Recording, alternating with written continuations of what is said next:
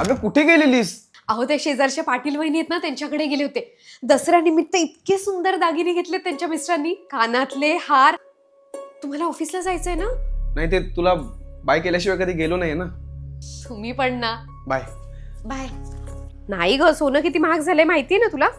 आणि मागच्याच वर्षी यांनी मला कानातले घेतले होते. दरवर्षी दसऱ्याला काय नवीन सोन्याची खरेदी करायची. बघू आता. नाही, या वेळेपर्यंत येतात. आज का उशीर झाला कुणास ठाऊक. अहो काय एवढा उशीर का झाला? तेच आणायचं होतं ना, भाजी वगैरे, दूध सगळं. द्या इकडे. या. रश्मी जरा इकडे आहे ना. काय झालं? आपण जी एफडी केली होती ना, ती बाबांच्या आजारपणात मोडावी लागली आणि इमर्जन्सीसाठी जे आपण पैसे ठेवले होते ते गावचं घर आपण दुरुस्त केलं ना, त्यात संपले. अहो हे सगळं माहितीये मला, परत का सांगताय? कारण मी तुला ह्या दसऱ्याला सोनं नाही घेऊ शकत रश्मी. मग मी माझं कर्तव्य पूर्ण नाही करत आहे असं वाटतंय मला. का? सोन्याची खरेदी केली नाही म्हणून तुम्ही कर्तव्य शून्य? अहो कर्तव्य काय बायकोला महागड्या वस्तू घेतल्यावरच पूर्ण होतं असं वाटतं का तुम्हाला? पण तुझा आनंद? सोन्याच्या खरेदीपेक्षा मला तेव्हा जास्त आनंद होतो जेव्हा मी आजारी असते ना, तेव्हा गपचूप भांडी घासता, प्रेमाने माझ्या डोक्यावर हात फिरवता आणि माझ्यापेक्षा माझ्या आई वडिलांना जास्त जीव लावता.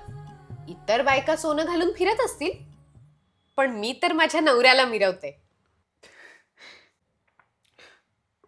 माझ्या आई वडिलांची पुण्याई आहे की माझी तेच कळत नाहीये की तुझ्यासारखी बायको भेटली यार मला. ढोळे पुसा, नाहीतर दागिन्यांसाठी हट्ट करेन मी. दागिना तरी मी घेतलाय तुझ्यासाठी. काय?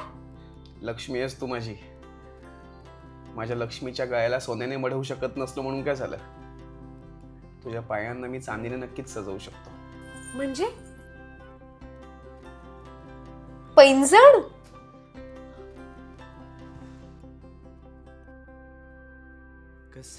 अहो मिळालं मला माझं दसऱ्याचं सोनं. आणि मला सोन्यासारखी बायको. जग जिंकेल तो नवरा, फक्त बायको साथ देणारी असावी. देव करो प्रत्येकाच्या नशिबात अशी एक गोड गौराई दिसावी.